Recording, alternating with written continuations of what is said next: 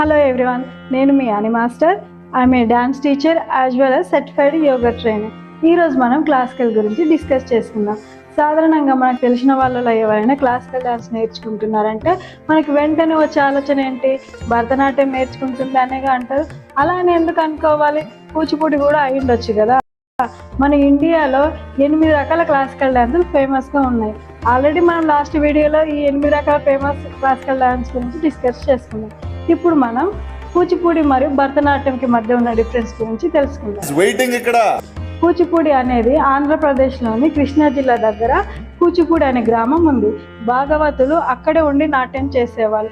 ఆ ఊరి పేరు మీదుగానే కూచిపూడి నాట్యం అనే పేరు వచ్చింది. భరతనాట్యం అనేది తమిళనాడులోని తంజావూరులో పుట్టింది. పూర్వకాలంలో భరతనాట్యాన్ని సాగర్ అని పిలిచేవాళ్ళు. ఆ తర్వాత దక్షిణ భారతదేశంలోని భరతనాట్య శాస్త్రాన్ని రచించిన భరత మహాముని పేరు మీదుగా భరతనాట్యం అనే పేరు వచ్చింది. భరతనాట్యంలో బ అంటే భావమని, ర అంటే రాగమని, త అంటే తాళమని, ఈ 3 భరతనాట్యంలో ప్రధానమైన అంశాలు. కూచిపూడి పితామహుడు సిద్ధేంద్ర యోగి, భరతనాట్యం యొక్క పితామహుడు భరత మహాముని. కూచిపూడిని మొదట్లో కేవలం మగవాళ్ళు మాత్రమే చేసేవాళ్ళు.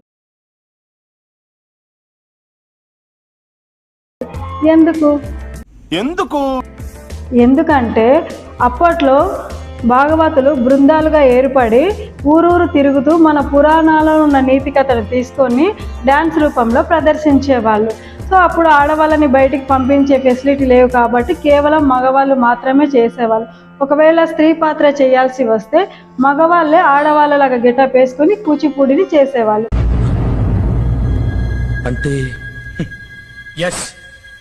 భరతనాట్యంకి వచ్చేసరికి భరతనాట్యాన్ని దేవదాసులు దేవాలయాల్లో చేసేవారు.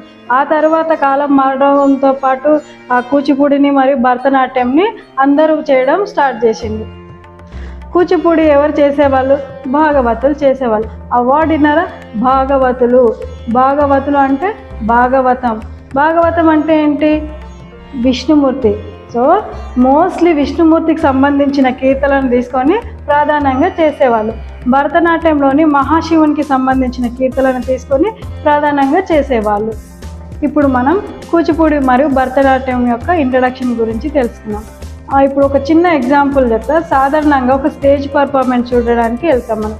అక్కడ ఒక క్లాసికల్ డ్యాన్స్ జరుగుతుంది. సో అక్కడ వాళ్ళు చేస్తున్నది భరతనాట్యమా కూచిపూడి అనేది మీరు ఎలా గుర్తిస్తారు? సో ఎలా అంటే నేను ఇప్పుడు కొన్ని డిఫరెన్స్ చెప్తా, వాటితో మీరు ఈజీగా ఐడెంటిఫై చేయొచ్చు. ముందుగా మగవాళ్ళు స్టేజ్ మీద పర్ఫామ్ చేస్తున్నప్పుడు వాళ్ళు చేస్తుంది కూచిపూడియా భరతనాట్యం అనేది ఎలా గుర్తిస్తారు? ఎలా అంటే వాళ్ళ డ్రెస్సింగ్ స్టైల్. సో కూచిపూడికి వచ్చేసరికి మగవాళ్ళు పైన అగ్నివస్త్రం ధరించి కింద ధోతి వేసుకుంటారు. భరతనాట్యంకి వచ్చేసరికి మగవాళ్ళు పైన ఏం వేసుకోకుండా ఒక అడ్డు వస్త్రం లాంటిది ధరించి కింద ధోతి వేసుకుంటారు. సో సింపుల్గా గుర్తుపెట్టుకోవాలంటే భరతనాట్యంకి వచ్చేసరికి మగవాళ్ళు పైన ఏం వేసుకోరు, కూచిపూడికి వచ్చేసరికి మగవాళ్ళు పైన అగ్నివస్త్రం ధరిస్తారు. ఈ చిన్న టిప్స్ గుర్తుపెట్టుకుంటే మీరు ఈజీగా గుర్తుపట్టవచ్చు. సో మగవాళ్ళు భరతనాట్యంలో షర్ట్ వేసుకోరు, కూచిపూడిలో షర్ట్ వేసుకుంటారు. సో ఈజీగా గుర్తుపట్టవచ్చు. మరి ఆడవాళ్ళకు వచ్చేసరికి ఇద్దరు చీర కట్టుకుని పర్ఫామ్ చేస్తారు. చూడడానికి ఇద్దరు డ్రెస్సింగ్ స్టైల్ ఒకేలాగా ఉంటుంది, కాకపోతే ఒక చిన్న డిఫరెన్స్ ఉంటుంది. ఎలా గుర్తిస్తారు? గుర్తించడం కూడా కొంచెం కష్టంగానే ఉంటుంది. ఇప్పుడు నేను ఒక చిన్న టిప్ చెప్తా, దాంతో ఈజీగా గుర్తుపట్టచ్చు. కూచిపూడికి వచ్చేసరికి కుర్చీలతో మనం ఈజీగా గుర్తుపట్టచ్చు. సో కుర్చీలు వచ్చేసరికి కూచిపూడి వాళ్ళకి ఒకటే కుర్చీ ఉంటుంది, మధ్యన ఒకే కుర్చీ ఉండి సో చూడడానికి నెమలి పింఛం లాగా అందంగా కనిపిస్తుంది. సో భరతనాట్యంకి వచ్చేసరికి 3 వేరు కుర్చీలతో కలిగి ఉంటుంది. సో మీరు ఈ చిన్నది జాగ్రత్తగా గమనించగలిగితే వాళ్ళు చేస్తుంది కూచిపూడియా భరతనాట్యం అనేది సో ఈజీగా గుర్తించవచ్చు. భరతనాట్యంకి వచ్చేసరికి 3 పొడవు గల కుర్చీలు ఉంటాయి, కూచిపూడి వచ్చేసరికి ఒకటే కుర్చీ పొడవుగా ఉంటుంది. తర్వాత హెయిర్ స్టైల్. కూచిపూడిలో ఆడవాళ్ళు వచ్చేసరికి జడను ఇలా కట్టుకొని పూలతో అలంకరణ వేసుకొని కిందికి ఇలా వదిలేస్తారు. భరతనాట్యంలో కొప్పు కట్టుకుంటారు. ఇలా కొప్పు కట్టుకొని ఆ కొప్పు చుట్టూ పూలతో అందంగా అలంకరణ చేసుకుంటారు.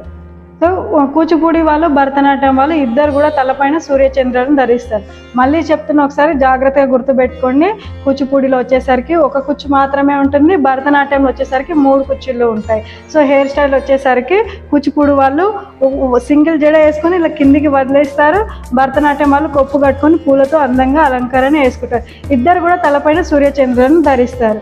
సో ఇప్పుడు మనం డ్రెస్సింగ్, హెయిర్ స్టైల్ అన్ని డిఫరెన్స్ల గురించి తెలుసుకుందాం. ఇవన్నీ అందరూ ఫాలో అవుతారా అంటే ఫాలో అవుతారు. స్టేజ్ పర్ఫామ్ చేస్తున్నప్పుడు అందరూ ఫాలో అవుతారు. కానీ చిన్న గెట్ టుగెదర్ జరిగినప్పుడు, ఫంక్షన్స్ జరిగినప్పుడు, అక్కడ నాట్యం చేస్తున్నప్పుడు వాళ్ళు పంజాబ్ డ్రెస్ వేసుకొని హెయిర్ లీవ్ చేసుకొని నాట్యం చేస్తారు. అప్పుడు ఎలా గుర్తుపడతారు? కూచిపూడి వాళ్ళు నాట్యం చేసేటప్పుడు పాట పాడుతూ అందంగా ఎక్స్ప్రెషన్స్ ఇస్తూ నాట్యం చేస్తారు. భరతనాట్యం వాళ్ళు నాట్యం చేసేటప్పుడు పాట పాడకుండా ఎక్కువ కళ్ళతో ఎక్స్ప్రెషన్స్ ఇస్తూ నాట్యం చేస్తారు. సో మళ్ళీ చెప్తున్నా, గుర్తుపెట్టుకోండి జాగ్రత్తగా. కూచిపూడి వాళ్ళు నాట్యం చేసేటప్పుడు పాట పాడుతూ చేస్తారు, భరతనాట్యం వాళ్ళు పాట పాడకుండా చేస్తారు. సింపుల్గా గుర్తుపెట్టుకొని నెక్స్ట్ టైం మీరు ఎక్కడైనా పర్ఫామ్ చేస్తున్నప్పుడు ఈజీగా గుర్తుపట్టవచ్చు. నెక్స్ట్, కూచిపూడి వాళ్ళు నాట్యం చేసేటప్పుడు తలపైన కుండలు పెట్టుకొని ఒక రాగి అంచు చివర్లో నిలబడి తలపైన ఉన్న కుండల్లో ఉన్న నీళ్లు ఒక్క డ్రాప్ కూడా కింద పడకుండా నాట్యం చేస్తారు.